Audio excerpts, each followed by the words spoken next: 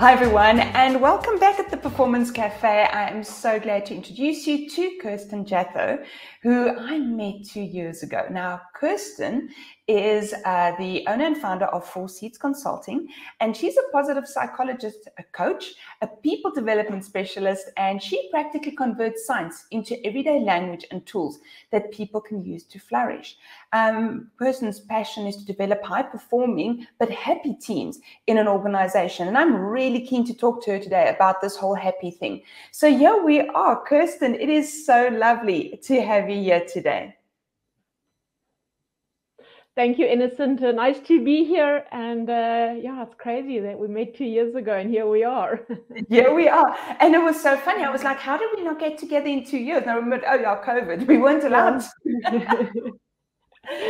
Awesome. So, Kerstin, I am incredibly happy to have you here today. Obviously, you talk about people performance, you talk about happiness. But before we get started, let's just create this benchmark. What do you think when I say performance? And, what does it mean to us nowadays? Well, I think, is it nowadays or ever? I think when we hear this word performance, it brings up this very tangible, measurable, hardcore achieving goals and outcomes. So it's really doing that.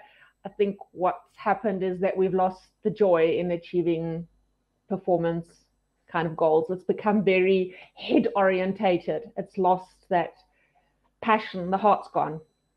Okay, wonderful.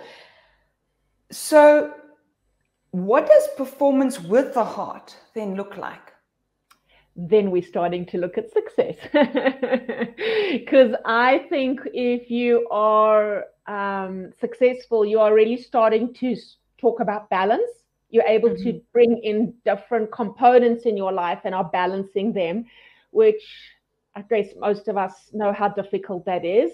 We're all very good at focusing on something, and then we drop out other areas in our lives, whatever they are. And that then for me is not success. Success is really owning all components in your life and balancing them. So having a real pumped up wheel and not a bit of a flat wheel that's limping along. Wonderful. So I'm assuming that you're then going to be of the opinion, because on the Four Seats website, you talk about instilling happiness in work. Firstly, I want to ask you, what the heck? We haven't been happy at work for decades. What are you on about? Tell us a bit about happiness at work. I mean, really. All right. So you say we've never been happy at work, and maybe we haven't, but I think we've definitely become exceptionally more unhappy at work. And that I would say has been creeping in definitely for the last 50 to 70 years, where work has changed, the dynamics of work has changed. And maybe, when people still did physical hardcore labor, they got more fulfillment out of their work. Now that's a little bit less. But definitely what's gone with the happiness, and I suppose we could replace the word happiness with well-being if you want to really get more accurate about it. But I know the man in the street just resonates more with happiness, because if they hear well-being, they think of wellness. And well-being is way more deeper, because it really covers the physical, the social, the mental, the emotional, and the digital component. So the question is that happiness? Is that in balance? And the answer is no, it's not. So people come to work, they do their work. For some, it's a job, it's an 8-to-5 job, they'll earn a salary. So the challenge for them to find happiness at work will be small. They'll most probably find happiness outside of the work through their hobbies. But for people who do careers, who do career orientation or passion orientation towards their job, there needs to be absolute happiness in there. They need to walk out there feeling fulfilled, satisfied, that they've achieved something. So I'm feeling we've lost that, because it's all about survival, profits, performance, And we've lost. That's why I say that the heart component is lost. We've lost the humanity in the workplace. Everything is about tasks, strategies, achieving, dog eats dog kind of behavior. Yes. But what about your people? So where is that? Because they really make your company come alive. I love the phrase that you use, "come alive," because I think that's what we sense now when we go into an office block, that thanks to COVID, not everyone can be there. We do feel like it's empty. It's dead. Yeah, it's empty. There's no vibe. So I get what you're saying. So Kerstin, I do want to get pedantic about that word happiness. And I'm happy for us to call it happiness, wellness. How do I know when that is alive and well in my business? If I was a business owner, how would I know whether that is even there? So if you're really talking science about happiness, it's about having a human being flourish, like achieving their potential. And sadly, I would say 70% of the global population is not flourishing. They are all functioning, so they're on autopilot and they're languishing, but they don't know what it means to flourish. So if you want to be happy at work, you need to flourish, which means you need to be working with your strengths. You need to absolutely what they know and work with them frequently and often, because that's energizing for you, that's invigorating for you.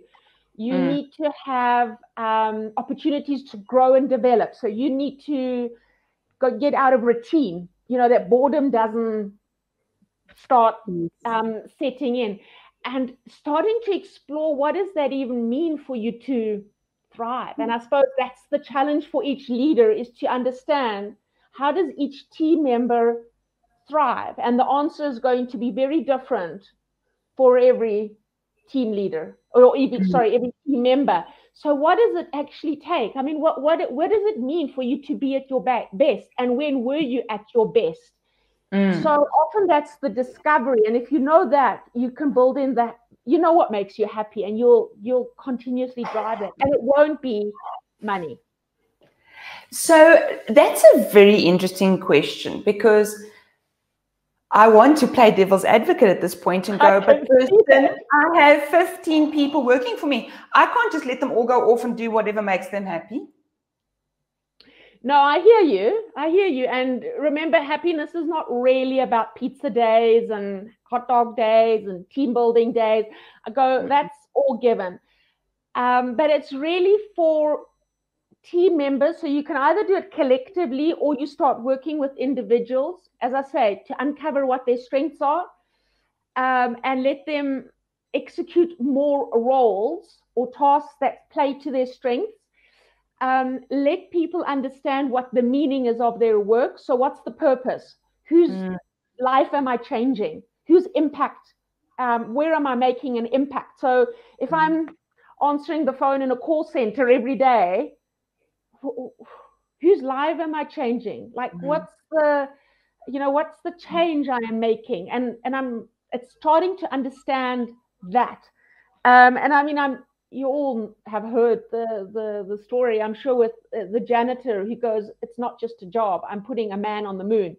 And that's the thing. He's connected the purpose, the meaning, his strengths. He's seeing a bigger picture. And I think that's where leaders have a responsibility, is to connect. What's our vision as a team? What's our purpose as a team? What would happen if we don't even exist? So bringing that purposes, meaning, back, the meaning, bringing in balance in the team is critical. Bringing in mental health, emotional intelligence, those are all components that help a person to actually start to flourish. What does it mean for me just to be human in the workplace? Like, how do I show emotions? How do I show kindness, gratitude, empathy? Now, those are all things that people care about. and that we don't really have. I wanted to ask you, do you think we are moving to a more humanized environment? And I suppose here the question is, has COVID changed this for us and made us kinder? We're at the cusp of changing it. So some organizations are seeing the need that they have to change, and they've made radical steps towards it. And others are still an ostrich putting their head in the sand, hoping that this will go away. We can go back to the old normal. So to give you an idea, South Africa is about 5 to 7 years behind Europe on this whole concept of thinking. Europe is very much ahead of the game, and they're very proactive in bringing in mental health, happiness, having team conversations, doing active strategy sessions with the team to understand what your strengths are and how can we buddy together. So they have a lot of that humanizing component and bringing it in. South Africa is slow, although I've started to see glimpses of hope that the topic is started to being taken serious. And I recently worked with an organization where they've actually brought in a me day for the whole company. So on one specific day, this whole company does a me day, and they don't work. So you can choose to work. So you may work if you want to, but you may not give work to anybody else within the company. So the aim of the day is for you really to do a lot of your self-care and all of those components where you always say, if I had time, I wish I could do that. Yes. Yes. So an interesting question. You spoke about people will know what makes them happy.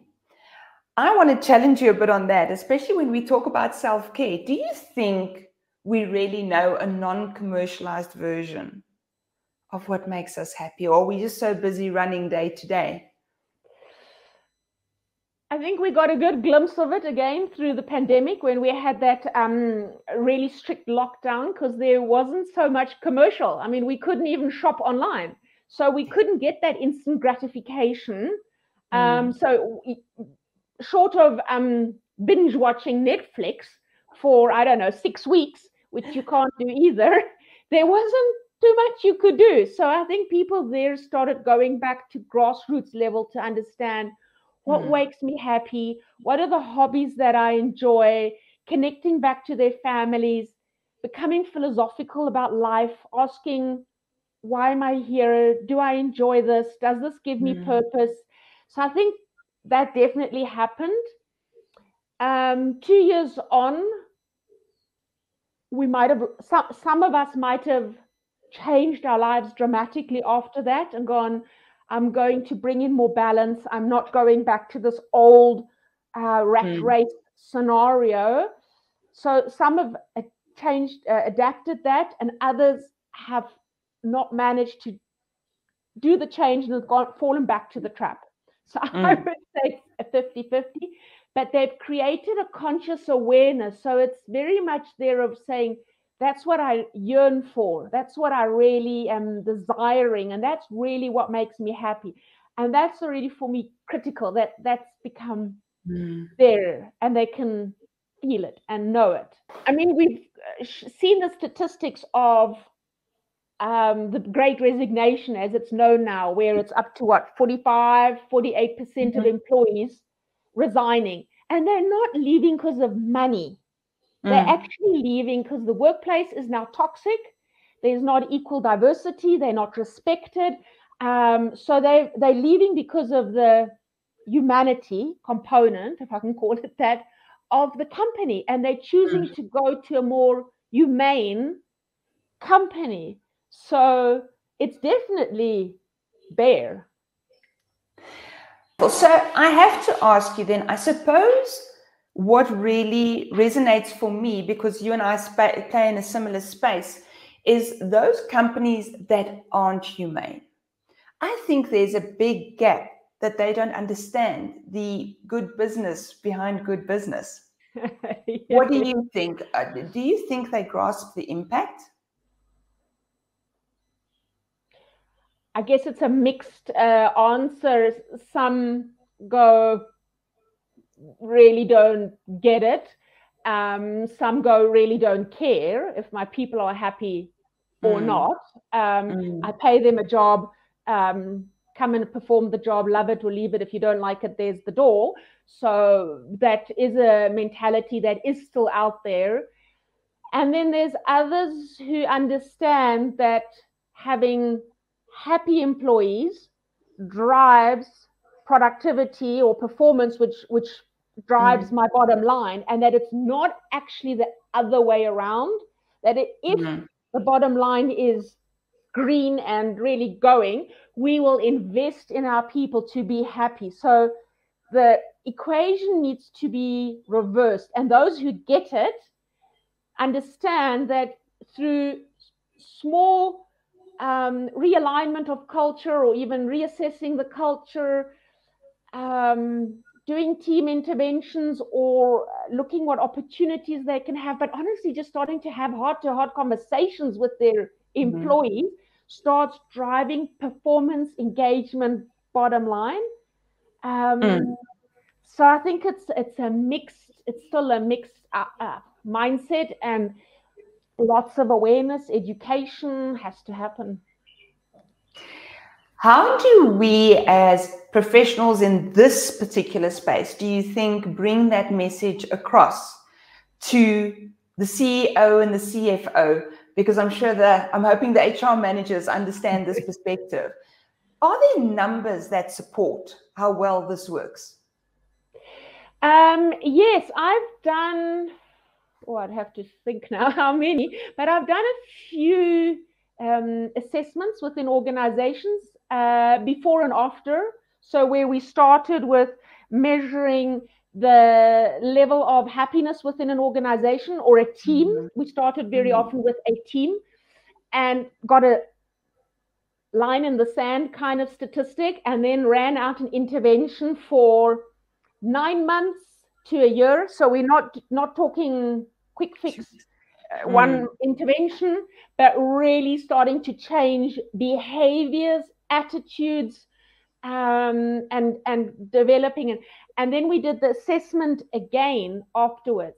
And I think in most of them, our statistics ranked from changing from 25% to 45% of behavioral change. So how much people started communicating or listening or getting engaged or trusting or feeling respected. So those are the components we measure. Can we tie it back to the bottom line? No, because the team intervention doesn't happen in isolation. The company does advertising or marketing. So it's not, you'll never be able to ring fence it ideally. And you'll see the statistics on our website if you actually go and look, the before and after. But we've shifted teams over time that they've actually never gone back to their old ways of operating. So they've created new norms, and that's just where it works. If you start going, all right, there's more respect, there's more trust, there's more conversation, there's more motivation, achievement of goals, efficiency. So all of those are totally measurable. So I love what you're saying there, is that just because we can't measure it on the bottom line and draw like a direct line doesn't mean that there isn't an impact that we can't measure. And as you said, those details are available on the 4 Seeds website, and I will include that link in the discussion notes for us as well.